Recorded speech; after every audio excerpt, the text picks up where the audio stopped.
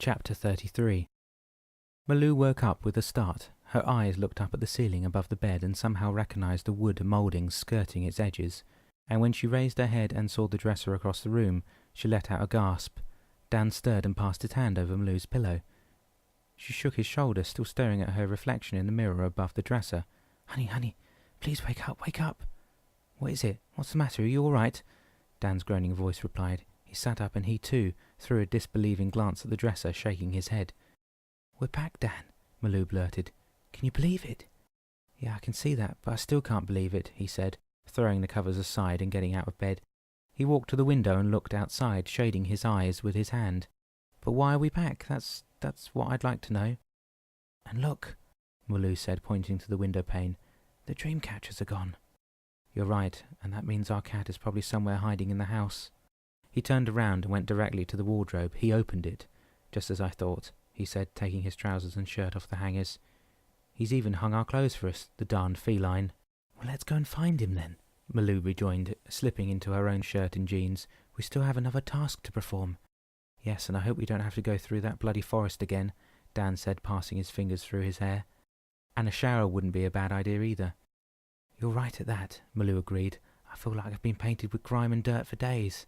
Suddenly Dan sniffed the air. Do you smell what I smell? He asked. Good gracious, you're right, that's bacon and eggs and coffee. Wow, I bet Damien is cooking breakfast.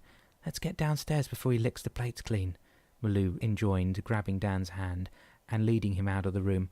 I'm absolutely famished. Good morning, you two, Damien said, a broad smile on his lips. Have you slept well? He had a frying pan in one hand and was scooping eggs and bacon on 2 plates set on the table with the other. The orange juice was already poured in the 2 glasses, and the rack of toasts filled the room with the familiar aroma of a festive breakfast fare. Have a seat and enjoy the best of my cooking, won't you? Good morning to you too, Damien, Dan said, sitting down beside Malou.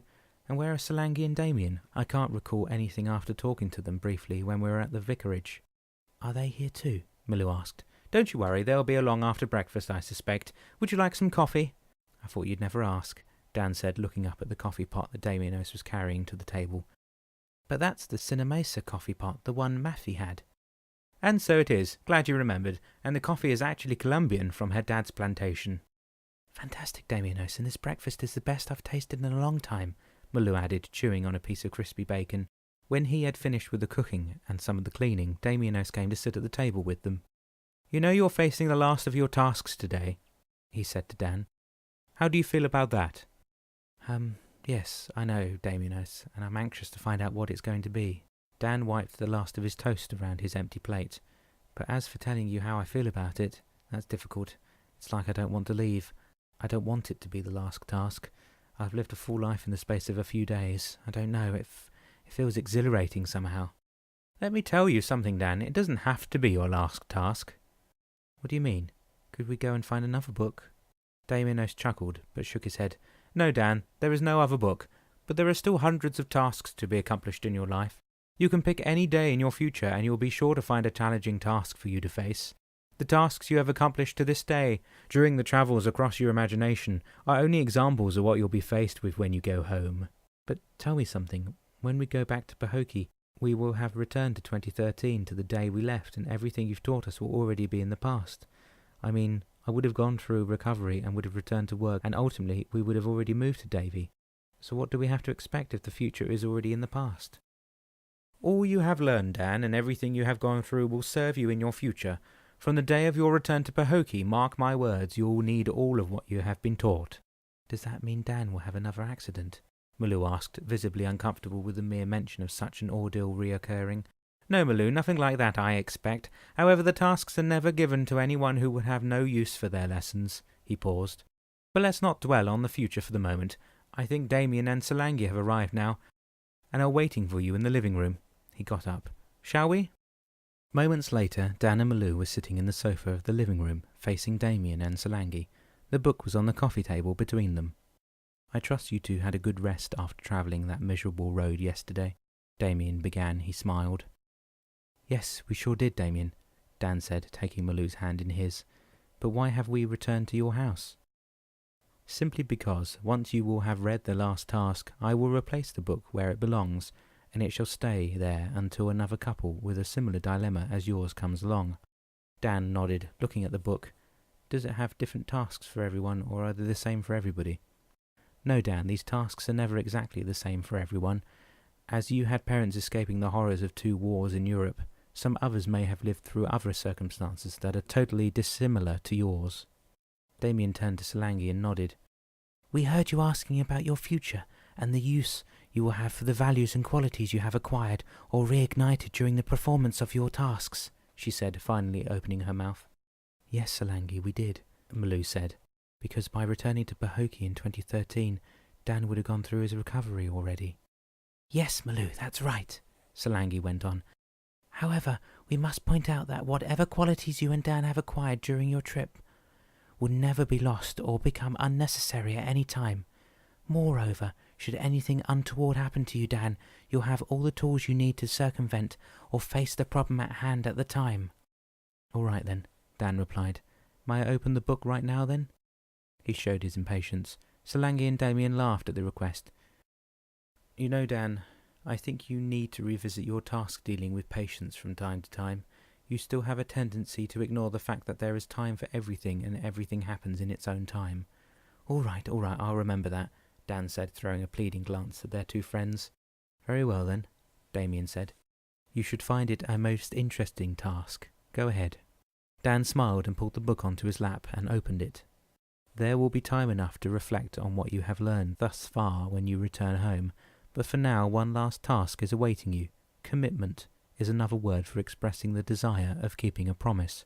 Nothing should tempt you to change your mind whence a promise is given or a commitment is made. Commitment is often taken lightly when it should be taken seriously. In this last task, you will have to demonstrate your commitment to achieving all of the other tasks with strength of character and unwavering will. Remember, all of the 11 qualities you have reignited thus far need your commitment to each and every one of them. Your full recovery and well-being will depend on your commitment to attain your ultimate goal. As Damien replaced the book on the coffee table, he looked at Damien and Solangi. Will we ever see you again after we're gone? No time to worry about that, Dan, but I'm sure you will, Damien replied, looking up at Damienos. I think it's time for them to get to class, he told him.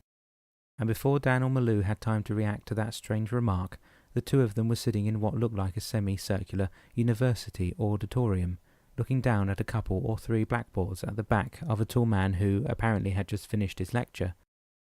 His behind leaning against the edge of a desk and his arms crossed over his chest, he looked up at the 2 newcomers. Dan couldn't believe his eyes. Do you recognize him? He whispered to Malou. Malou nodded. Isn't he your math professor who tutored you through college? Yes, and it's thanks to him that I graduated with honours. But before Dan could utter another word, the man spoke, his heavy Spanish accent lacing his every word. Very kind of you to join us, Mr. and Mrs. Politano, and please, I'm the one giving the lecture, so I'd like you to refrain from speaking until spoken to, he ordered to a roar of laughter from the students sitting on the benches facing him. I am Professor Hugo, and as you probably recall from the many hours we spent together. His gaze travelled around the auditorium. You see, ladies and gentlemen, Mr. Politano spent the best part of his college years in my company. He trying to grasp what mathematics are all about, and me trying to fray myself a passage through that ever-so-encumbered mind of his. Of course, the explanation ignited another wave of chuckles among the assembled students. But today, Professor Hugo resumed, I am here to examine your progress, Mr. Politano. Professor Hugo was an aging fellow with little glasses that hung awkwardly near the tip of his nose. Such as Dan remembered him, today he still wore that white Cuba Vera shirt, and a lit Camel cigarette hung between 2 fingers of his left hand. His thick hair reflected the lights overhead. So why don't you stand up, Mr. Politano, and tell us what you have learned in the past few weeks? As he got to his feet, Dan, looking around him, noticed that every pair of eyes in the class was on him. What would you like to know? He asked. I'd like to know a lot more than I know today, Mr. Politano. That remark provoked another round of laughter. But as far as this examination is concerned, I'd like you to tell me what you have learned. For example, tell me what you have learned about acceptance, if you don't mind. That was the first of my task, Dan replied confidently, and I learned that I have to accept the circumstances and the situations in which I will find myself in the future. Very good. Now let's jump to patience and see how you fared with that task, shall we? Dan shook his head and risked a quiet laugh. I know this is still a thorn in my side. I still have very little patience when some things need to be done. I'd like to see the results now, or even yesterday, rather than next week." "That's understandable, Mr. Politano, but I think you need to exercise more patience upon yourself. Do not attempt to rush things. Try to pace yourself in everything you do, the reason being that you will gain strength while you step carefully into your next task. Your future depends largely on you being able to control your urges. Patience will help you conquer more things, and overcome the obstacles you may face." He paused and rounded the desk and looking down at an open file. "Now tell me a little more about perseverance, and what will you take with you from having performed this task?" "I've always strived to do my best in most things, and perseverance helped me attain my objective." "Ah yes, and determination did as well, didn't it?" "Yes, sir, it sure did. I never want to give up on anything I undertake." "Very good, Mr. Politano. But you'll have to watch for that stubborn streak of yours. You need not to confuse the two. Be determined as much as you want, but don't be stubborn about it, okay?" "Yes, sir, I'll try." "No, Mr. Politano, you shall not try. You shall make the distinction between determination and stubbornness from now on end. Do you understand me?" Dan didn't reply, but lowered his head with a nodding assent. "Very good. And now we come to the last of your tasks, commitment. When you set your mind to doing something, you become committed to the task. You have only two choices in this instance. Either you walk down the path which will lead you to achieving your goal, or you decide the goal is too hard for you to reach, and you break the promise you made to yourself at the outset. If you choose to attain your goal, whatever the circumstances are, you'll be armed of the best weapons you could find here on Earth to reach your destination. However, but should you decide this is all too hard for you, and you are foolish even to contemplate being able to achieve your goal, you'll be left in the dark place that we call limbo. Commitment, Mr. Politano, is the mother of bravery, and the key that unlocks all of the qualities and virtues you have experienced during the performance of your tasks." He paused to leave Dan time to digest his last sermon. "Do you have any question, Mr. Politano?" There was only one question that threatened to burn Dan's lips. "Yes, sir, I have. I have already been committed to bring the best to my wife and family. I have been committed to recover from my accident, and I believe I have reached that goal before Malou and I decided to revisit our past. But now I'm wondering what other commitment I should make, or what other promise I should give in the future, after we return to Pahokee. Oh yes, everyone here would love to see what the future holds for us. However, to have a look into that crystal ball is not something I have in my power to offer you. Nevertheless, your tasks hinted at something that will be awaiting you when you return to 2013. Just recall everything you have been through in these past few days, and although everything was fruits of your imagination, many truths were spoken and many indications of future actions on your part were given." Suddenly Malou stood up. "I'm sorry to interrupt, Professor Hugo, but may I ask a question?" "Of course, Mrs. Politano. Go ahead. Ask away." "I recall very clearly Damianos mentioning at one point that Dan may be suffering the sequel of his brain hemorrhage, and although at the time I thought he was talking about Dan's immediate recovery, could I have been mistaken?" "Very good, Mrs. Politano, and yes, brain injuries may leave long-standing scars or lesions that could possibly affect your husband's behavior in the future." "You mean I could fall into another coma?" Dan asked the guest. "No, Mr. Politano, I don't expect that to be the case. However, you should heed the words you have heard and advice you have received during your stay with us." "Thank you, Professor," Malou said, sitting down again. "So do I have your commitment to face whatever problem you might encounter in the future armed with the tools we have given you?" Professor Hugo asked Dan. "Yes, Professor, you have my commitment.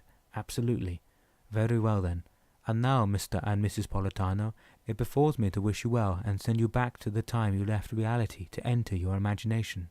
For some reason Dan and Malou felt as if suspended in time, for they had expected to find themselves in their car on their way to the drugstore. But instead they landed in the clearing in the forest in front of Hans and Gretel's house. "What are we doing here?" Dan demanded, shouting the words for the whole world to hear. He was incensed. Come out, wherever you are, you damn cat!" No answer. "Dan, maybe Damien and Solangi wanted to say goodbye," Malou suggested, trying to calm the fury she saw rise in her husband's eyes. "No, Malou, it's him. I can feel it. He's here. He wants something." "Calm down, will you? He wants something from us before we get back. He'll show up soon enough." And soon enough was now. Damianos came out of the little house, once again dressed in his shepherd clothes. He stepped down and crossed the clearing to come in within a foot or two of Dan. The two men stared into each other's eyes. "All right, Dan and Malou, it's time for you to return to the drugstore and to Pahokee." "Why didn't you send us back right away? Is there something else you want? No, Dan, there is nothing else for you to do here. But just remember one thing. Solangi, Damien and I will be here if one day either of you need to revisit what will become your past once you are back in 2013. We will, Damienos, thank you, Malou said, lacing her arm in Dan's. Okay, ready then? And before either Dan or Malou could answer, they were literally snapped back into their car. Dan's arm was again in a sling and Malou was at the wheel. Time had stopped as Solangi had predicted. They looked at each other and smiled. Do you think we dreamed all of this? Dan asked, touching his dream catcher. Malou shook her head. If we had, we wouldn't remember every detail of it like we do, or at least like I do. She kissed Dan on the cheek. Shall we go then? Okay, let's go, Dan practically shouted in the confines of the car. Turning on the ignition, Malou couldn't stop smiling. Finally, they were on their way back. A few minutes later, they were standing in front of the drugstore. Here we go, Malou whispered, closing her eyes tightly.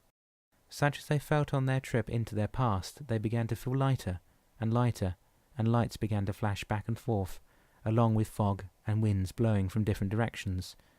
Then, all of a sudden, everything stopped.